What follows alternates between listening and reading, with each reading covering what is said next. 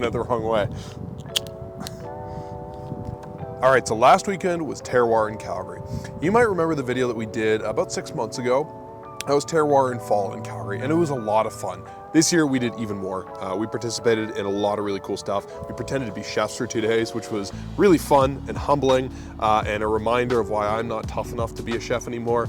And maybe most interestingly, we got to follow the life cycle of a chicken, starting from visiting a local family-run chicken farm here in Alberta to butchering chickens and teaching a class of 20 people how to butcher chicken from scratch, to preparing chicken for diners at Bar Chouette in Calgary alongside some world-class chefs. It was an incredible experience, and so we want to tell you all about it, starting from the chicken farm.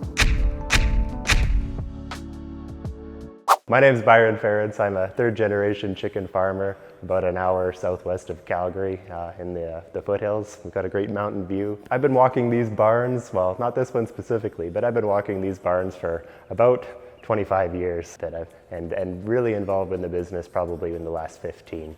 So kind of know what the ins and outs of chicken farming is all about and exactly what goes into the chicken that you might be using and serving to your customers.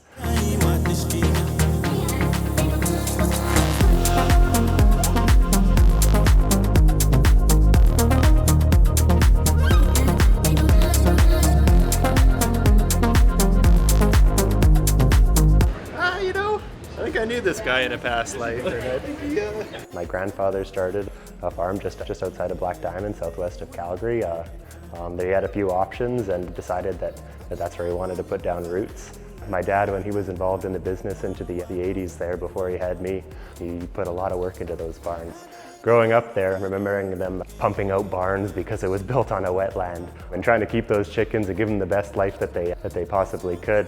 I swore that I would never have the patience or the desire to do it. But no, they turned that place around and things have been really good for the industry lately. So. We're going just north of Water Valley in Alberta. Back pretty close to where we foraged last year with Denny. Literally just a set of coordinates. Yeah. It's just a go here on the map. Spot on the map. Okay. And we're gonna try to find some stuff for a dinner on Sunday night. Yeah. Anything in specific we're trying to find? Well, Duncan couldn't make it, so Duncan asked me if I can keep an eye open for some juniper berries. I want to find some kind of fresh herbs maybe to add to our salad, and just some things with good flavor that we can infuse into our tare. Maybe some spruce buds. Adventure Nathan. Mushroom. So anytime you're gonna pick one of these, you want to observe the bottom. The idea is you want to slice it up right when you get it, and then these will dry up.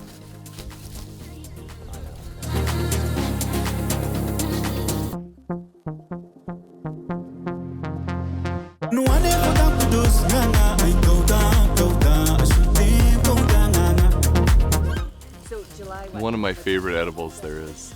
This one's great.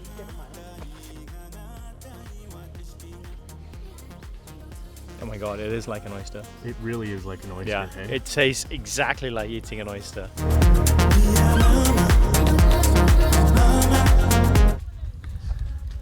This is wet and awful. Look at this shit. I'm walking through a bog. The knee is up there.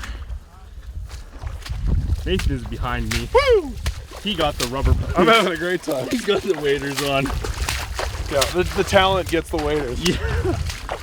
This is the face of Knifewear right here. Yeah. Oh my god. We're looking for more green. These ones are from last year. Sometimes you get the heart in them, but the roots are maybe the best part right now. But it's a thick mat of roots, right? Are you rang it up? And he's getting it back on. I will put the sock back on, yeah. It was awesome. I'm excited to cook with this stuff now. See you back in the city.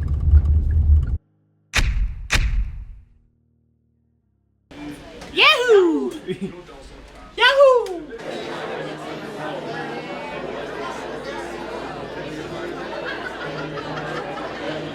you've got so many textures going on, and it's crunchy, and it's crisp, and it's aromatic. And then the bites pastrami is just like awesome texture. It's got that like hit of smoke and a little bit of juniper, just a little touch. Creme fraiche is really good, simple, with a little bit of rhubarb in there. Adds that little touch of sweetness, so the creme fraiche just isn't like a pop in the mouth. And then microgreen, a little touch of horseradish. What is interesting, I've tried 6 different bison dishes, which I never had before, so it was worthwhile coming because of this, to see what is bison like at the end. Yep.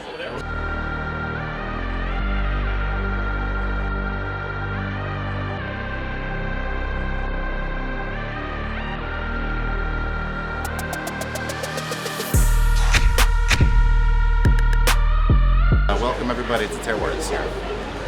Yeah, there we go.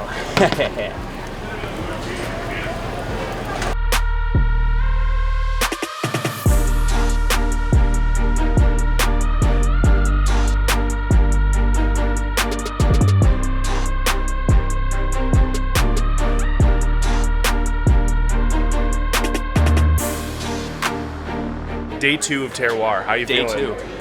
I'm a little tired.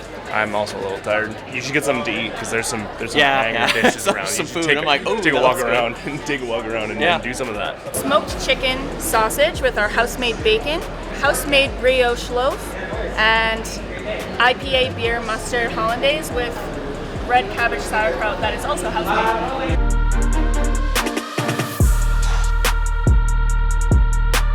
And then the butchery class is going to be really cool. Yeah, I'm excited for that. I've never been a part of a class before, but I've butchered a couple thousand chickens, so. Hell yeah.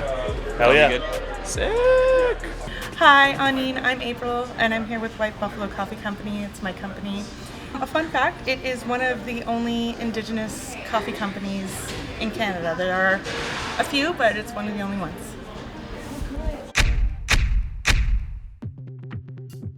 Wash your hands and then get them dirty and cut apart some chickens.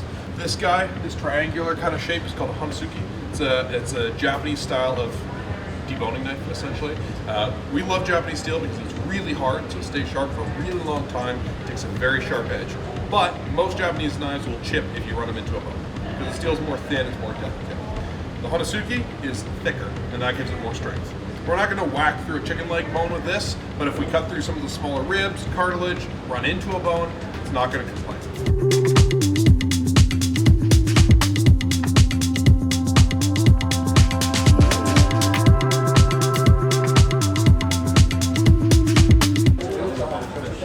Working our way, working our way. We're doing it. Really happy. You're doing a great job too. The breast. Yeah, there we go. Look at this. Coming to our table.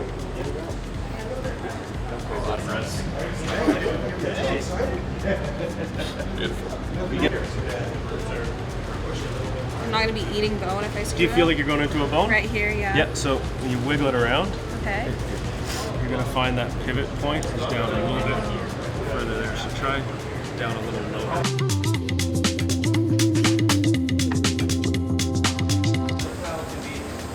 Same kind of brand of flour can have more gluten or less gluten.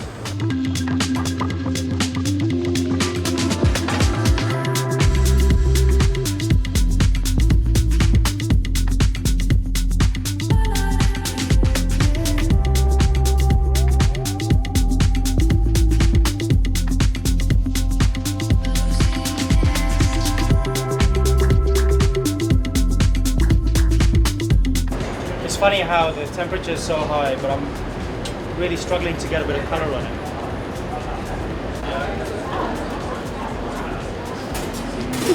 You don't have to be vegan to eat a vegan meal. It will not turn you vegan.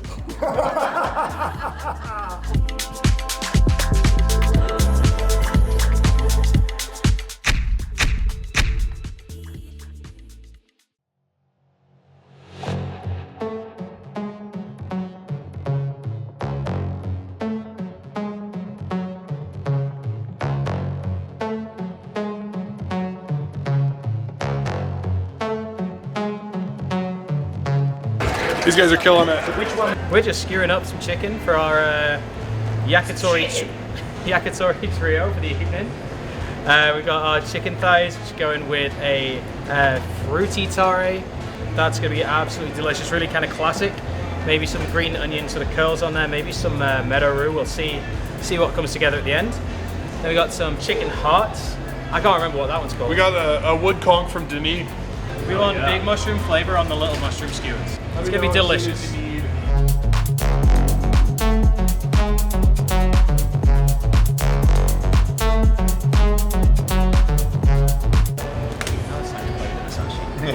I was so excited filling up my knife bag. Tonight I cooked chicken, which is again, from a local farmer who put a lot of love into his produce, and I simply marinated it with some juniper, again from which is very common around here. Some black pepper, cumin seeds. We grilled it and then roasted it in the oven until it was really kind of tender, and then I made a broth with some of the chicken bones. We made a chicken broth, and then we flavored that with a few lentils. Again, more pepper, more cumin, coriander, and we served it with this beautiful mangalo buns, which is made with banana puree and yogurt. I think people loved it.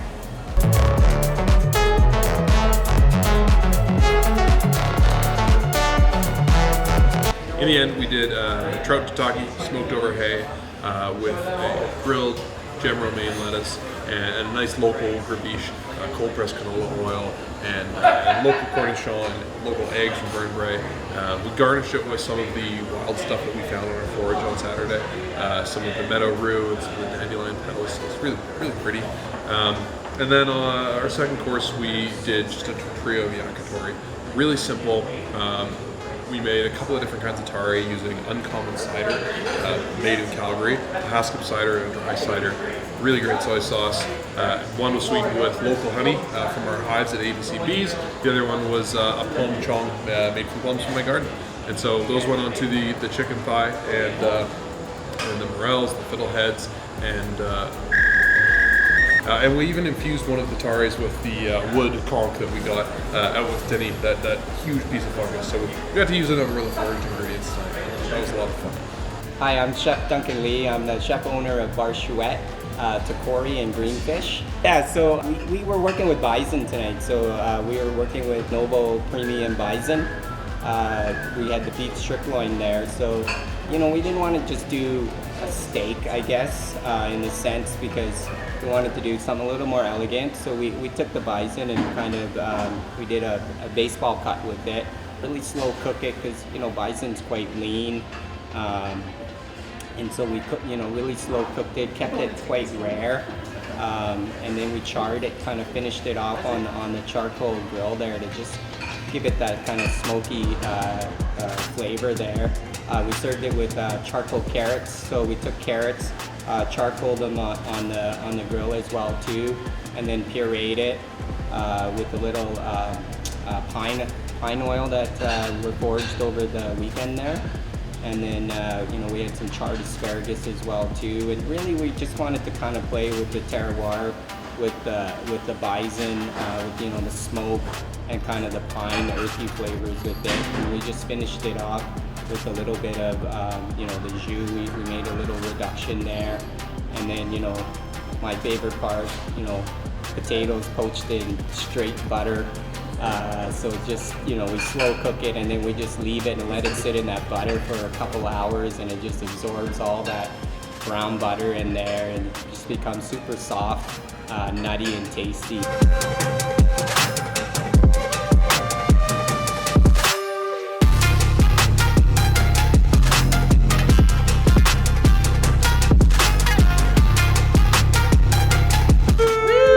We're done.